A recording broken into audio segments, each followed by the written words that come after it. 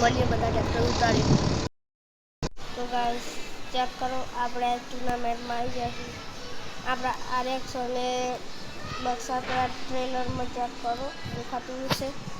તો આ ટુર્નામેન્ટ બંધ રહી છે ગાઈસ. નીંદુ ફાર્મ અને આયરવા નીંદુ ફાર્મ ચેક કરો આપણું હાર્વેસ્ટર.